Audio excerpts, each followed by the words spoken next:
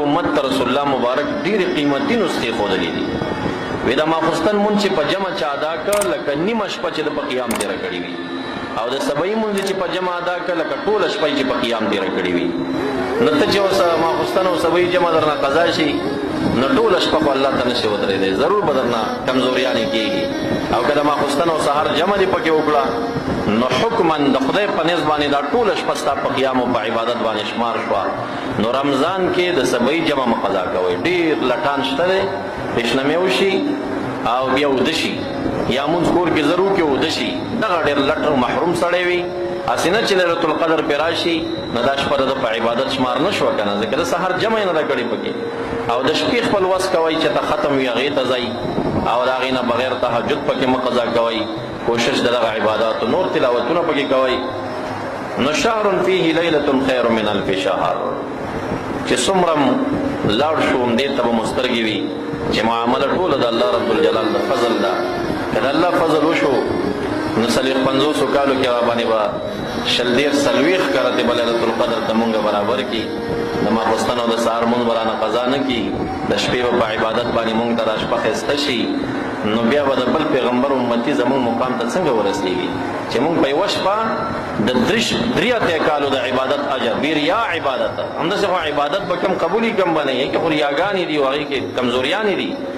او دا خو داسې ده چې دا یوه شپه دې د 83 کاله 4 میاشتو 100 ورځې جوړېږي، قبول شوي عبادت هغه یو عملنامه کې ولیکلی شي.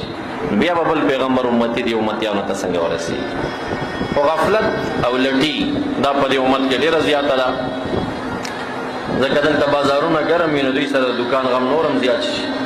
شهر فیه لیلة خیر من الف شهر، دې کې داسې میاشت ده چې یوه شپه پکې د 1000 میاشتو نه هغه افضله ده.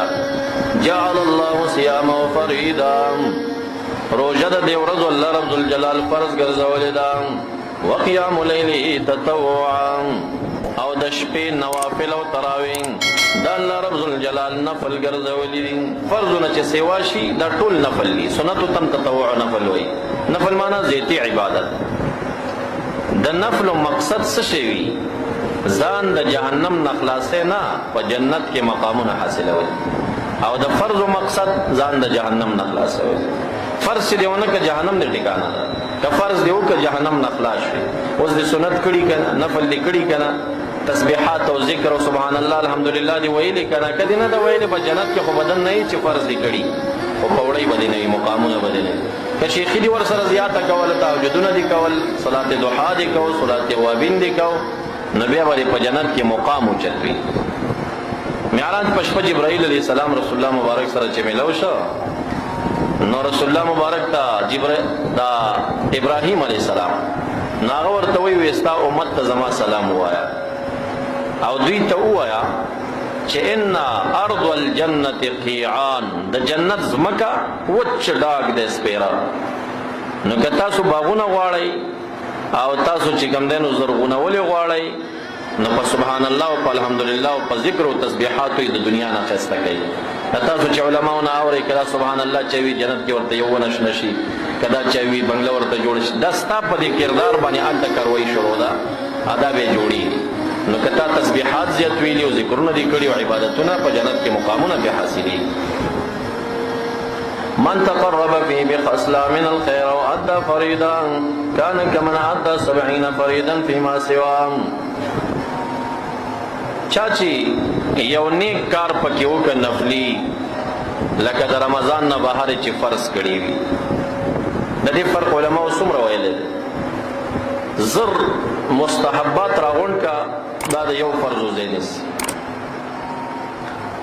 مونږ او تاسې دا سنتونه کوو که نه ماسپښین مونځ چې کوو نو دا 2 رکعته فرض کوو، دا نور سنت کوو. مونږه دا سنت چې ماسپښین کې 6 رکعته په عام ورځو ته کوي او 4 فرض دی، دې شپږو ته په 1000 کې ضرب ورکړه، 6,000 رکعته وکړه نو د هغه 4 رکعتو ځای به دې نیسي چې کوم فرض دی. فرضو ته الله تعالی خپل یو مقام ورکړی دی.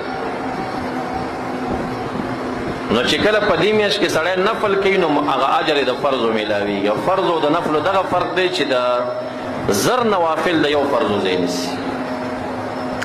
او چا چې پکې فرض ادا کړه نو کمن ادى 70 فریضه فيما سوا لکه اویا فرض چې په بل میاشت کې ادا کړی